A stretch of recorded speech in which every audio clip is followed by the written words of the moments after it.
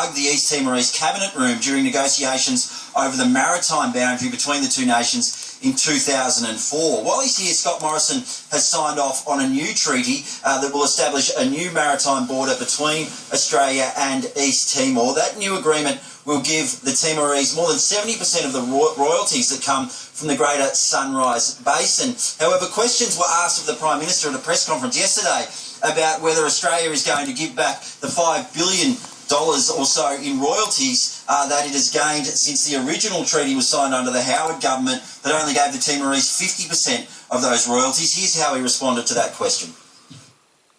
We entered into a process to come to an agreement on how these matters were to be determined, and that's what we've done. We've both entered into that agreement knowingly and enthusiastically and as equal partners, and that's the agreement we have.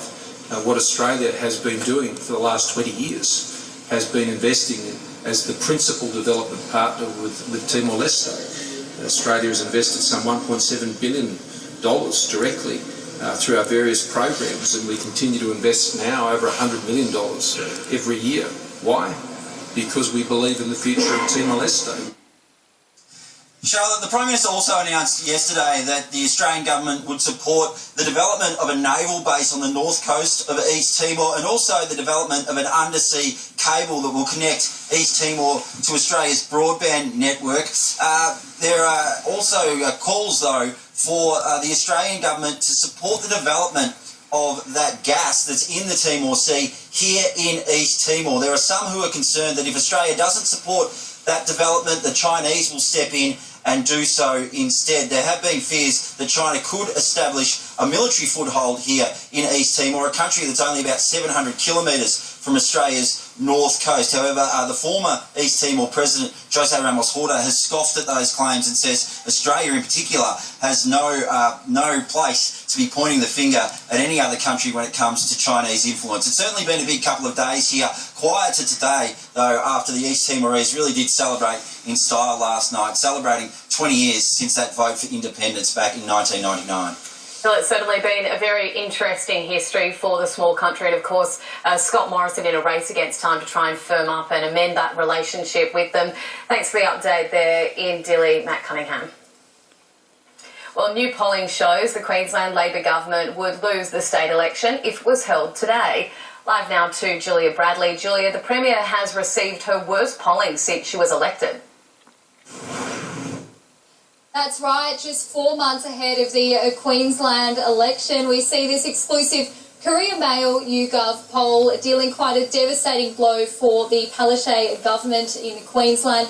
It does show her support slipping the worst slip it's seen since she was elected in 2015. Also quite devastating is on two-party preferred basis. It does show Labor slipping just slightly behind the LNP on 49% against the LNP's 51%. It does represent a swing of 2.2% away from the government since that last state election, which could be quite devastating. A loss of about 6 Labor seats and also their grip on power in state parliament. Now, this devastating polling, it does come after quite a horror showing for Labor at the federal election when it comes to Queensland. They did lose quite a few very key marginal seats in Queensland. Of course, the very contentious topic of Adani and that Carmichael coal mine did come into play, with some voters in Queensland unsatisfied with the way that the Premier handled that, not quite making her position clear to all voters. Of course, we've also seen that integrity scandal engulfing the state government of late, with calls for the Deputy Premier, Jackie Trad, to stand down over that controversial house purchase in Brisbane, of course, in an area where the Cross River Rail will be running through. She was heading up that project. It did spark speculation. Was it a conflict of interest? I spoke to a couple of people in Brisbane a little earlier, and here is what some of them had to say about that integrity crisis. A bit hard to believe she didn't know about what was happening, with the property, but... Yeah, love,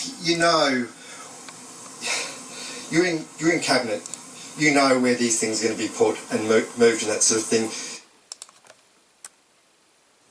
So just 32 62% of Queenslanders, according to this poll, would back Labor at the October 2020 election. Also interesting about this polling is the uncertainty surrounding the popularity for Deb Frecklington, the state opposition leader, with 30% of people saying they're satisfied with her as a leader, the same amount, another 30% saying they're unsatisfied, and a further 40% saying they are completely uncertain as to Deb Frecklington. Also, alongside this polling today, we have seen revelations that ministerial expenses in that state government are up about 36%, more than $11 million, in fact. Now, that is down to more ministers, more staff, more office expenses, and more travel costs as well. I'm told the Premier is currently at a movie premiere on the Gold Coast, and she will be asked about this controversial polling this morning, and I'll bring you all those updates as I get them. All right, Julia, thank you so much for the update there. Obviously a very controversial few months for the Palaszczuk government. Okay, we're going to take you live now to Bill Shorten, who is speaking on the NDIS. The Minister is missing in action, and now we get shocking revelations that some of the people who should be caring for the disabled are in fact dining out on the disabled. It is not enough for the Minister to issue sort of little sorry statements and sorry notes after the event with no consequences and no follow-up. Everywhere I travel in Australia, I meet a lot of people who love the idea of the National Disability Insurance Scheme, but are shocked that the Morrison government's taken $1.6 billion out of it, and in fact now people are waiting intolerably long periods of time for modest improvements to their lives, such as wheelchairs. Happy to take any questions. How much truth do you think there is to these allegations? Chris Tanti was the CEO of the NDS. He's been in the thick of these matters. And the point about it is, if he's saying it, they should at least be investigated. The truth that I've seen is that thousands of parents of severely and profoundly impaired people are up at midnight every night anxious about who's going to look after their children when they no longer can. Everywhere I travel in Australia, I get mixed reports about the National Disability Insurance Scheme. Some people are doing all right, and that's as it should be. But as recently as yesterday, I'm on the Gold Coast with a hard-working mum who can't get the basics that she needs for her precious daughter, Meadow, 7 years old, diagnosed with severe autism, just so that family can get by. And we've heard many other reports wherever I travel in Australia. So I think the problem with the NDIS and the people at the top is that this is a system where no one's running it. It is adrift. It's a runaway train. What's the worst case scenario now? I mean, how important is it that this is corrected? We have hundreds of thousands of our fellow Australians who live with profound and severe impairment. They have a right to an ordinary life. The money's there to help them, but it's not getting to the people that needs to get to. Instead, it's getting stuck to the sides of bureaucracy, and if Chris Tanti's to be believed, fine dining and five-star hotels. All that people with disabilities and their families want is an ordinary go. A fair go. They don't want any more than that. So yet again, every week you open a newspaper and you see a new scandal or problem with the National Disability Insurance Scheme, and ultimately the buck's got to stop with the government and the minister. They're the ones who get paid the big wages to be in charge of the system. It's not enough of Minister Stuart Robert to wash his hands of the dysfunction, disunity and drift of the NDIS. Yeah, so that's, I mean, some people within the government are saying it's the provider of the services that are to blame.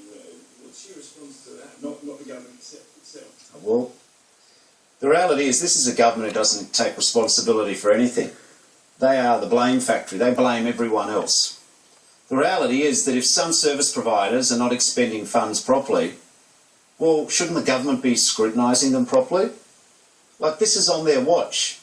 What is the role of the minister and the government except to make sure that taxpayer money is well administered and getting to people with disabilities and their hard-working carers? This is not happening. So this is yet again another spot fire in the problems of the NDIS. It is a good idea. Taxpayers don't mind seeing some of their money going to look after the most disadvantaged in our society. But when we hear stories of families waiting 2 and 3 years for basic bits of equipment, when we hear inconsistent decisions where two families with similar sets of circumstances dealing with two different NDIS officials get two different outcomes when it's the same problem, and you see more and more cases going to courts as people just have to hire lawyers to make sure their kids get the proper attention, this is a runaway train. And today's revelations of accusations and allegations of senior executives in disability services dining out on the disabled is yet again another symptom of the core problem. There is a pathology at the heart of the NDIS, there is a sickness at the heart of the NDIS, because it's rudderless, no one's in charge. The lights are on and no one's home in the NDIS at the top level. And Minister Stuart Robert, well, you know, he is MIA. Just to continue. All right, that was former opposition leader Bill Shorten speaking there in Melbourne. He is the shadow NDIS minister, and you can continue watching that on Extra One. He said there has been scandal after scandal to do with the operations of the NDIS, and says the buck has to stop with the government. This latest issue we brought you earlier this hour claims that money was being spent on dinners, luxury hotels and transportation instead of going towards the patients that need it most. Well, a man has died after a house fire in Sydney's southwest. Emergency services were called to a home in Ambervale this morning to find the property well alight. Crews managed to get the blaze under control. An 80-year-old woman and a 56-year-old man were taken to hospital, but unfortunately authorities later found the body of the man inside the home. A man has been killed after being hit by a train in Sydney's inner west. Police say the 53-year-old man was walking along the platform at Hurlstone Park when he was hit by a train as it left the station, falling onto the tracks. Paramedics performed CPR and he was taken to Royal Prince Alfred Hospital in critical condition, but he could not be saved. A water main has burst in Sydney's west, flooding dozens of properties. Kingswood residents had to be evacuated from their homes after waking up to find water gushing through their properties and along roads and pathways. Emergency crews are on site. Sydney Water says water access is unlikely to be off until 11 p.m. Well, spring is just around the corner and surf lifesavers around the country are gearing up ahead of a busy season. In Western Australia, shark spotting helicopters are taking to the skies, but this year beachgoers will have extra protection. It may not be beach weather just yet, but thousands will soon flock to WA's shores as the weather warms up. Keeping an eye from above will be Surf Life Savings helicopters cruising along the southwest and Perth Metro coastlines. Last year, the choppers flew almost 900 hours and spotted more than 460 sharks. And those sightings resulted in 40 beaches being closed and approximately 2,000 beachgoers were evacuated from the water. A shark greater than 3 metres within 1,000 metres of the coastline initiates a beach closure, and then a shark that's within 500 metres but less than 3 metres in length will initiate a beach closure. This year, the Southwest helicopter will start patrolling the region earlier, the first flight taking off on Sunday. The southwest is a very popular part of the state, especially over summer. Not just their domestic residents, but also the international tourists, especially with some of the profile that the southwest has around the world at the moment. But this won't be the only protection in place. Smart drumlines are being tested off Gracetown in the southwest. The trial of the non-lethal method of catching sharks runs throughout this summer, but a decision on whether they'll stay won't be made until later next year. The key point is not can you deploy drumlines, can you catch some sharks? The question of success is it actually making our beaches safer? Emily Evans, Sky News, Perth. Time now for your Fox Sports News update with Chris Mitchell, and of course some good news for the Aussies at the US Open. Oh, it's fantastic, Charlotte, for the Australians at the US Open at the moment. De Minaur and Barty, they are both doing very well indeed. Alex De Minaur into the fourth round of a Grand Slam for the very first time, and he beat Kai Nishikori to do it in 4 sets. Ash Barty also through to the last 16 for the second straight year, but it's the first time that bat as Australia dominated on day 2 against Derbyshire. Marcus Harris was run out for 64 after a dominant opening day. Steve Smith made 23 with the bat as Australia declared at 5 for 338. Mitchell Stark then ripped apart the home side's top order in their second innings, finishing the day with figures of 2 for 16 as he looks to make his first appearance in the Ashes series. Shot by Divinor, putting it away to pick up the second break. The world number 38 raced out to a 3-lap. Showers and storms. Severe storms have been pummeling parts of Spain and Italy over the last week or so. Paris 22, Vienna is warming to 32 degrees. To Africa and the Middle East, showers and storms for the central nations of the continent, including Nairobi. Johannesburg is dry, a top of 21 degrees there. Cape Town 17. In South America, we have the risk of showers for Rio and Sao Paulo, and that's just with onshore winds. Santiago, a top of 23. Lastly, to North America, and all eyes are on the southeast coast of the United States as we monitor Hurricane Dorian. More storms on the way for Miami. Showers a threat in the east, including New York, 24 degrees, and it's remaining hot in the south. Dallas a top of 36, whilst Los Angeles is warming to 32. You can visit us online now, skyweather.com.au on demand.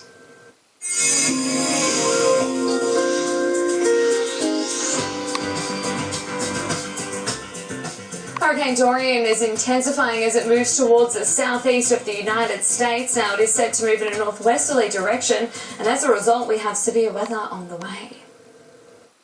Hurricane Dorian could become the most powerful storm to hit Florida's east coast in nearly 30 years. It's expected to make landfall either Monday or Tuesday, but forecasters don't know exactly where it will strike.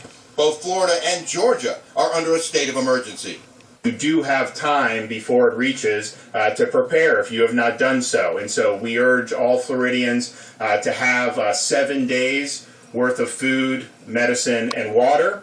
This is potentially a multi-day event where it will churn slowly across the state. Long lines are forming for essentials as residents stock up on food, water, and emergency supplies. Some gas stations already running out of fuel yesterday. Get as much food as you can get. At least keep you hydrated for a couple of days. We don't know how long we're going to have lights off or anything like that. It's going crazy a little bit because the streets are packed, backed up traffic, and it's not looking too good. Everything is tense. Forecasters are predicting Dorian could pack winds up to 140 miles per hour or more, with a 10 to 15-foot storm surge, dumping up to 15 inches of rain on a state already saturated by summer storms. Thousands of National Guard troops are now being mobilized in Florida as military bases move ships and aircraft out of harm's way. This is Olivia Dunlop of Ngambie, Victoria, age 7 and 8 months. Olivia has 6 chooks and a store where she sells her eggs. The profits are deposited here at the Ngambie Post Office, where the manager Ellie usually buys half a dozen. Olivia's mum takes the opportunity to pay some bills and get cash. The Dunlops do most of their banking here, because it's just around the corner from home. Super easy to get more out of your Foxtel. With the new Foxtel experience, you can easily discover more of what you love. Drama, movies, and live sport. Effortlessly discover shows and movies recommended only for you. Including 24 degrees, and it's remaining hot in the south. Dallas a top of 36, whilst Los Angeles is warming to 32. You can visit us online now, skyweather.com.au on demand.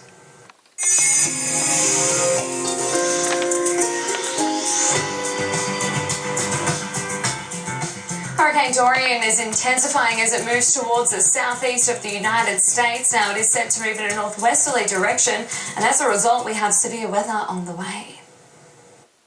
Hurricane Dorian could become the most powerful storm to hit Florida's east coast in nearly 30 years. It's expected to make landfall either Monday or Tuesday, but forecasters don't know exactly where it will strike. Both Florida and Georgia are under a state of emergency. You do have time before it reaches to prepare if you have not done so. And so we urge all Floridians to have 7 days worth of food, medicine, and water. This is potentially a multi-day event where it will churn slowly across the state.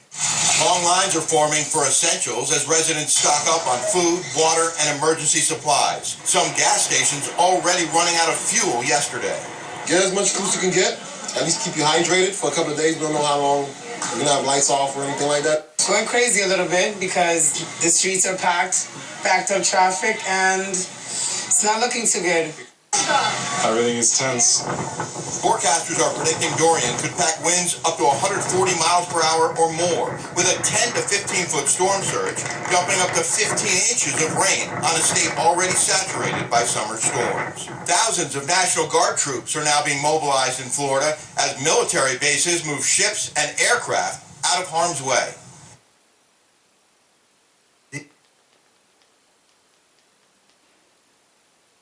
Sadistic. Yeah. Crazy.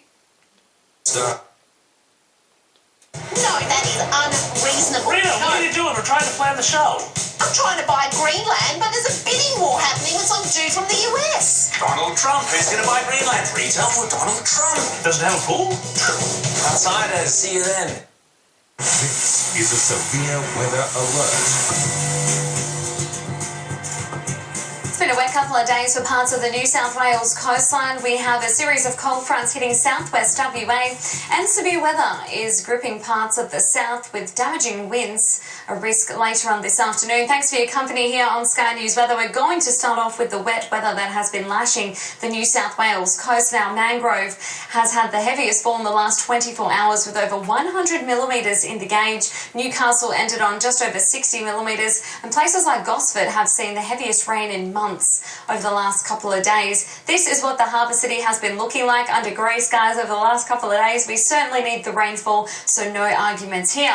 Let's take a look at the radars. Heavy rain hit the Central Coast and the Hunter. Tough scenario, but you know what, we adapt to it just like we do with other things, and we ask the residents to be vigilant and stay out of these areas. And once we issue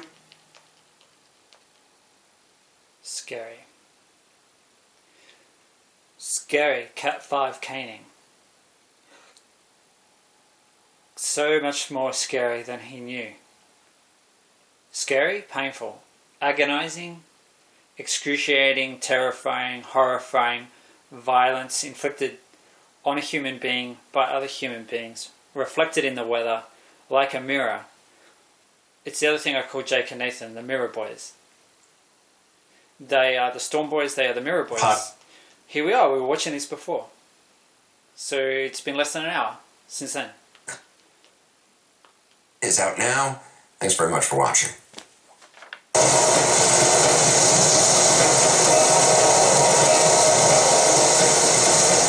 This is CNN Tonight. I'm Laura Coates, sitting in for Don Lemon. Our breaking news tonight, Hurricane Dorian, now a Category 4 storm. 21 million people in Florida bracing for this extremely dangerous storm, one the National Hurricane Center poses a significant threat to Florida. Now, if Dorian remains a Category 4, that would make it the strongest storm to strike Florida's Atlantic coast since Hurricane Andrew in 1992. Now, that storm causing some $27 billion in damage and leaving 26 people dead. FEMA says it's preparing for a major impact from Dorian. The center of the storm now expected to hit sometime Tuesday afternoon.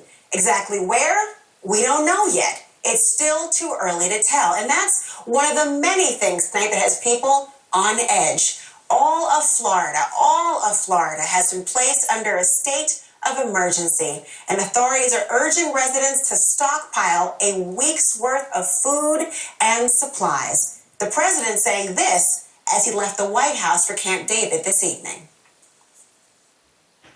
That evacuation, we're leaving it up locally right now. We're going to see where it's coming in. We just don't know exactly where it's going to be coming and how far in it's coming. Florida Governor Ron DeSantis with this warning. Preparations for this storm, if you haven't already. Now we'll talk about what those preparations look like tonight all across the state of Florida. It's important to remember this. This storm has been really unpredictable so far, and basically no one can say with 100% certainty exactly when or where it's going to hit. So the message for anyone in Florida tonight, whether you are a resident or a visitor, here's the message. Keep a very close eye on the changing forecast. We'll have all the latest for you throughout this hour and all night long here on CNN. Now, our correspondents are live in the storm zone tonight, but I want to go first to Tom Sater in the CNN Weather Center. Tom, I'm so glad that you're here because this storm is looking incredibly dangerous, tracking along huge parts of Florida East Coast. It's now a Category 4. So walk us through the forecast. What exactly is under threat right now? Well, it hasn't changed. As you just mentioned, Laura, I wish we could do, the people of Florida, greater justice here. I know their nerves are a wreck right now. Do we go? Do we not go? What do we do? The entire peninsula of Florida is still under the threat. We're a little ahead of schedule now at a Category 4. 24 hours ago, it was a Category 1. It's incredible development and strength. The models are still in good consensus. They're still bringing it to Florida, which is not good. We're hoping that it starts to slide more east, but that turn to the north still looks to happen. It just would be nice if it happened earlier. We've had strong area of high pressure that's been blocking it from moving north. So therefore, we're waiting on a new track from the National Hurricane Center that'll come out in 1 hour. And therefore, we'll see if a Category 5 is in its future. One thing right now, this is going to be catastrophic at a Category 4, scraping interior sections of a very populated part of the east coast of Florida. This is not looking good. Tom, catastrophic. Thank you for talking to me today. Joining me on the phone now is the flight director of NOAA Hurricane Hunters, Jack Parrish. He's actually flying through Hurricane Dorian right now. Jack, now we're showing our viewers a video right now from inside the eye of Hurricane Dorian from a NOAA Hurricane Hunters plane. Now, to be clear, it's not actually the plane that you're on. We want to show just how intense it is. Now, you have made, Jack, multiple passes through this storm today. What is it looking like now? We saw a decent looking eye yesterday at this time. We saw a profound eye today. Very small, 10 miles across, completely circular, extremely strong winds in the eye wall itself. And we only went through it once in the daylight, so we were able to look up and see the clear sky. Our next two passes were in the dark, but we do our work just fine in the dark, just like we do during the daylight. A very big increased area of intensity in 24 hours. I mean, you and your team have been flying in and out of Dorian for days now, starting when it was off the coast of Barbados, and now we know it's a Category 4. So what about this storm has stood out to you the most, Jack? The biggest thing was that it really was not very well organized at all when it was down by Barbados, and then when it got over the Virgin Islands, it very suddenly became much better organized. The radar pictures looked much better as far as clarity, and then we just seen this dramatic increase in intensity in the last 24 hours. So, like our last fix, we got 950 millibars and surface winds of 125 knots. So it's really gathered steam in the last 24 hours. I mean, I'm just looking at the graphics right now, and it looks ominous. What is it like flying through the eye wall and now into the eye of this storm? Oh, it's quite a ride. We're flying at 8,000 feet over the water, and we drop down to about 6,000 feet as we go through the center of the storm. The radar makes it very clear where it's going to be rough, so we get everybody secured in their seats. And some of the outer bands, we actually found rougher conditions for the airplane. But just amazing to get through the eye wall and then to get into the eye, and it's perfectly calm in the eye. Jack Parrish, thank you very much. This is really scary to look at. The calmness of it is just really, it's misleading. Well, we have Palm Beach County officials are telling CNN that they expect mandatory evacuations to begin Sunday morning. Joining me now from Palm Springs, CNN's Brian Todd. Brian, look, we've already seen these really long gas lines. You've seen supplies that are flying off the shelves. How, Brian, are people preparing down there? Well, Laura, you mentioned the long gas lines. They're preparing in part by making a run on gasoline, as they have been at this Wawa station in Palm Springs all day long. We were just told by people here that this station is almost out of gas, but that a tanker truck is close by and should be arriving very soon. But we'll show you just kind of the kind of runs they've been making here. These lines have been snaking out these driveways and down the street pretty much all day long. They've got two lines here merging into one of them coming off another street, one of them coming off this street here that you're looking at. Now, the key question is, what are Florida state officials doing to try to get gasoline to some of these stations? Governor Ron DeSantis has said, look, we've got gas, but because of the high demand all over the state, we have limited ability to get the gas from the ports to stations like this. So what they're doing is they are waiving tanker truck fees, service fees for the tanker trucks to come. They're escorting tanker trucks with state highway patrols to try to get them to these places faster. But still, there's a big run on gas. They are worried about, a lot of these stations running out. A lot of stations around here have already run out of gasoline. People here not knowing whether they're going to have to evacuate starting Sunday or not. And I talked to the manager of this place, Larry Peck, earlier today, and I asked him whether his customers are starting to get maybe a little edgy. But do people, as we get closer to the storm, do they start to panic a little bit, do tempers flare? What goes on? They do. I mean, they do. They get a little bit antsy, but I think because of the seriousness of this storm, I see this happening a lot sooner. And Peck told me that on an average day, he's got about 1,700 people buying gas here. He thinks that has more than tripled over the past couple of days. There have been complaints, Laura, about some price gouging of water and gas in some places. Not here. This manager here is taking a lot of steps to not do that at all. But there have been complaints about that. But state officials, the Attorney General's Office of Florida is telling CNN they've got a task force in place to try to head off that problem. Well, thank God for that, Brian. You don't want to have people who are already vulnerable now being exploited in that way. Vero Beach is right in the bullseye of Dorian's current path, and CNN's Martin Savage is there now. Martin, with Vero Beach facing a possible direct hit now, what are people doing there to prepare? Yeah, doing the same thing that you're seeing in a lot of places along the Atlantic side here in Florida.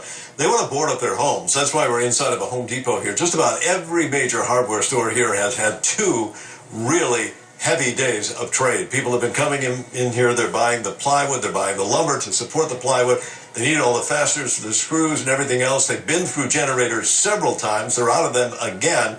The plywood situation here is down to about 50 sheets. They'll be gone first thing come tomorrow morning. And then people become very nervous about, well, when are you going to get more? Well, they're working very hard, and there are actually emergency shipments that all of the stores are trying to supply here because they know that this storm is still several days away. People still need the supplies of food, still need the fuel if they want to leave, and they still have to secure their home, whether they're going to stay inside of it or whether they plan to leave it. So that chain is critical in the thinking of people's planning. If it gets delayed, they get delayed. If they plan to leave, their departure is delayed, and that could be catastrophic in a storm like this, Laura. Oh, Martin, thank you for your reporting. Up and down Florida is at risk now. We're going to go to Miami, where residents are taking no chances and stocking up on supplies. CNN's Leila Santiago is in downtown Miami. Leila, now you've been seeing lots of activities at stores all around Miami. How are people there stocking up? I was in North Miami earlier today, and the manager of the Costco there said that he had seen foot traffic increase in the last 3 days by 60%. We were there when a truckload of water came in. That's about 1,200 cases, and that lasted, most of it gone, within about an hour or so. We were talking to residents there who said they were still monitoring, still keeping a close eye, but definitely starting to prepare and stock up not only on water, but also medicine. Folks were looking for generators, extension cords, lanterns were out within a matter of hours as well. So folks definitely taking note of this and trying to prepare for what authorities are suggesting. 7 days with limited resources to make sure that they have enough for that should Dorian really take its toll here.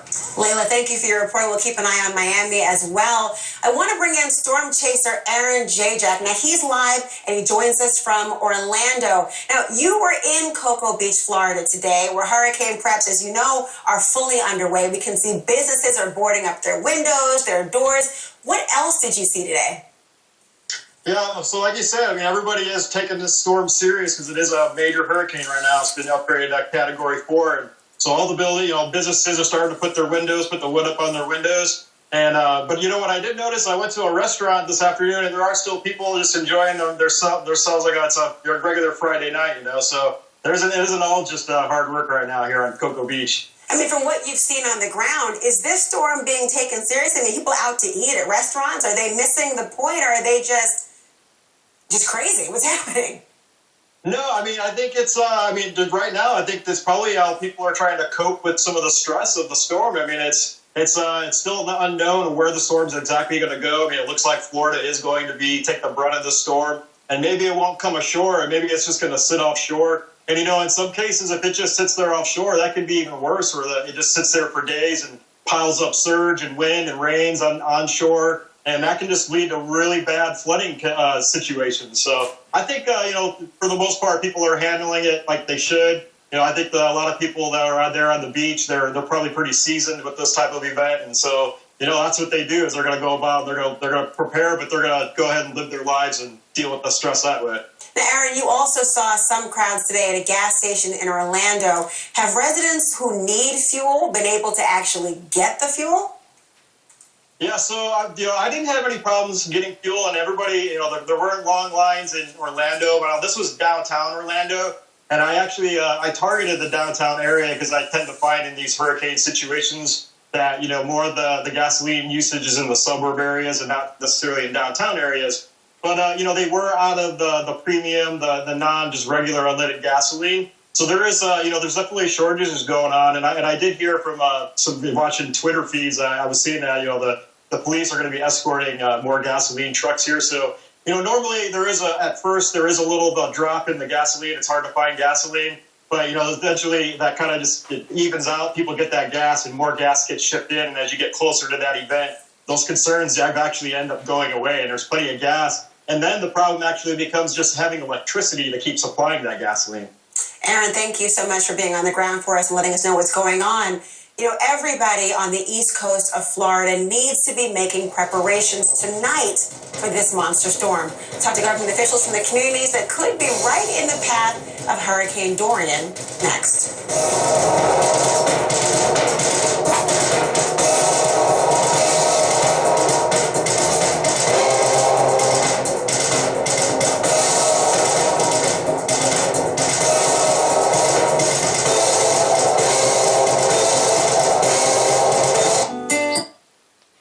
Well, now it looks like Dorian's Category 5, and that's what I've been saying since the start. It's a reflection of a Category 5 caning, Category 5 sadism, Category 5 torture. That's what it is. Is it Dorian the Destroyer or Dorian the DJ? What do you think? Don't want to overshoot.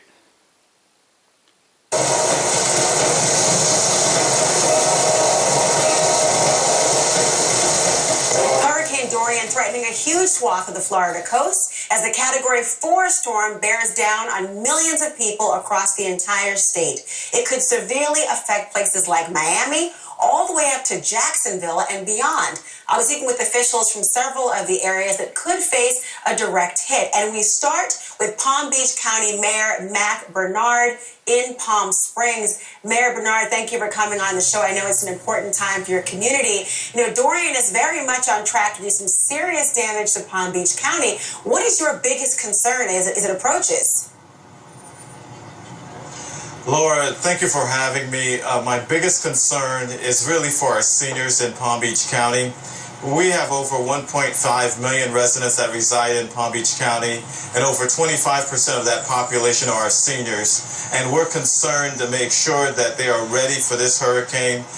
So what we're concerned about is to make sure that our seniors are making all of the preparation that are needed to be ready for this hurricane. So for some of the neighbors if you have seniors who are in your neighborhood, please help your seniors in terms of making sure that they are ready. We hope that all of our seniors have all of the necessary supplies, food, medication to be ready. We're going to be opening 15 shelters on Sunday, And also we're opening a special needs shelter for some of our seniors who need that special needs, and also a pet-friendly shelter. So our shelters are open for the general population, but specifically we want our seniors to have the right information to be ready for this storm.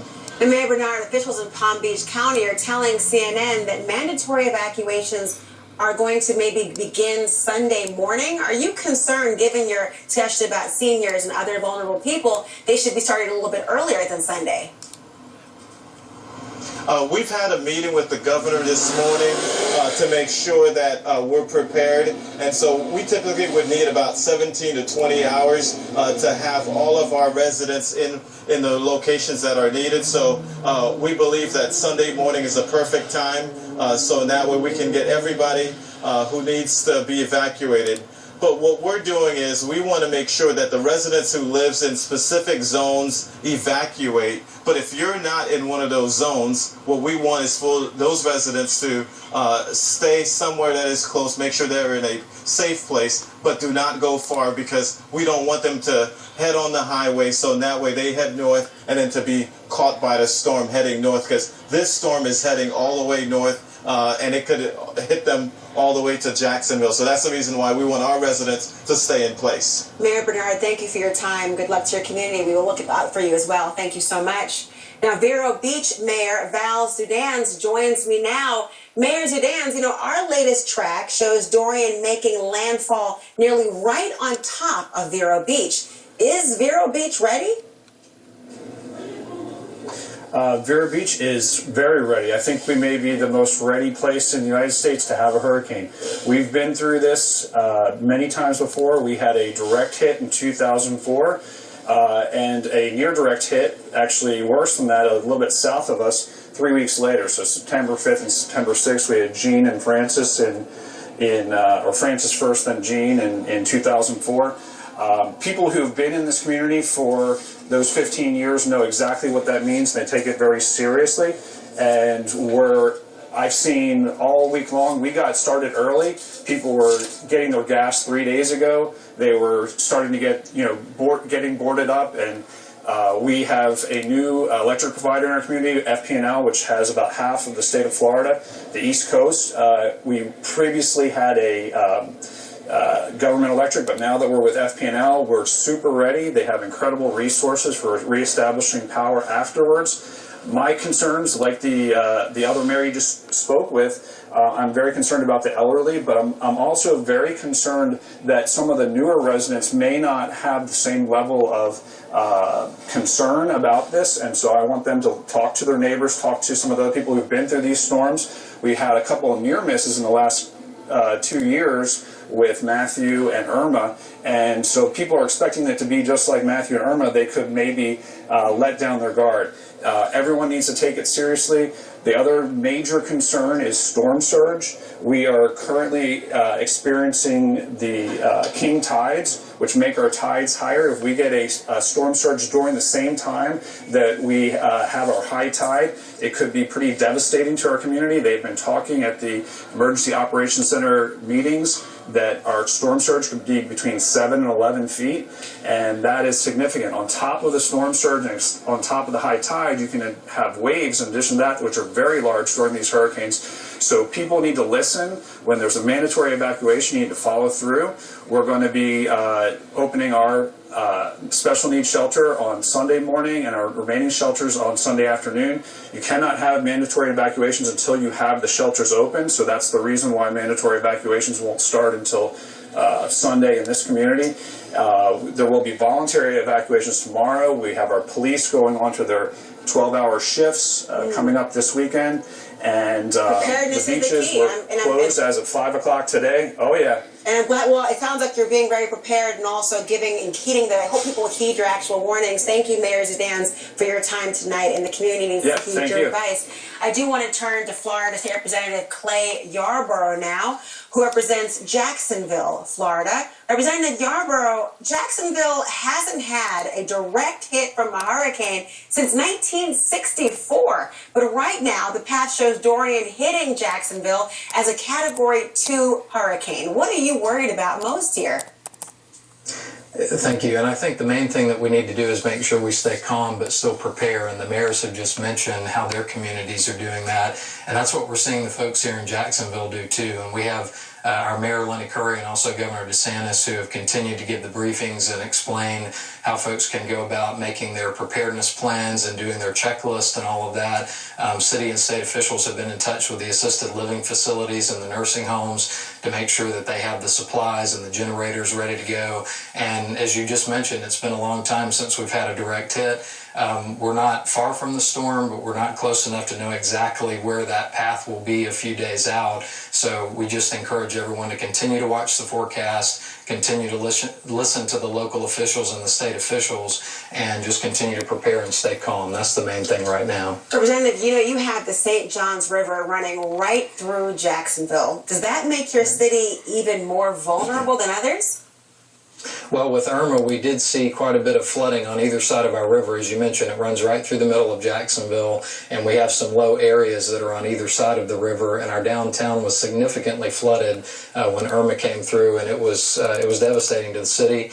We've recovered, we've gotten ready and more prepared, but again, we need to make sure that our residents are heeding the warnings and not just saying, well, we haven't had a direct hit in a while, and that was bad before, but and then take it for granted. We really do need to prepare, and we do have some low areas, so we're making sure the community knows that, and we're thankful that the governor has authorized a lot of resources to come in, everything from fuel to water, and working with the retailers to make sure our folks can get prepared, and everyone just again needs to continue to watch the forecast and listen to the officials when they give those messages. Representative Clay Yarborough, thank you so much. We've got much more on Hurricane Dorian. Miami Beach is already experiencing flooding days before the storm is expected to even make landfall. We'll tell you why next.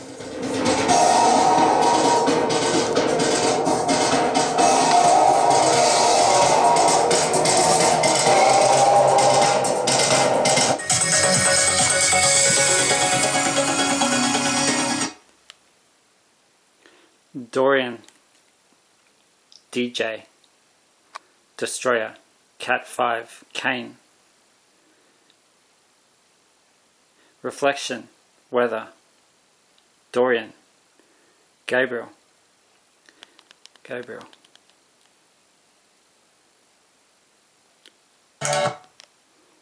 Now, Gabriel's an angel, right? stateless An angel. hotels.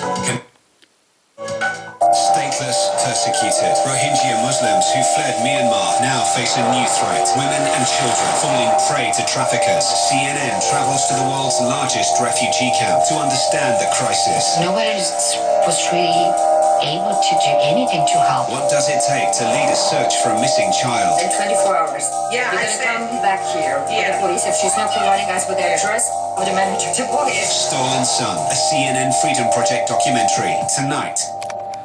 I'm Kate Riley in Atlanta, and this is CNN.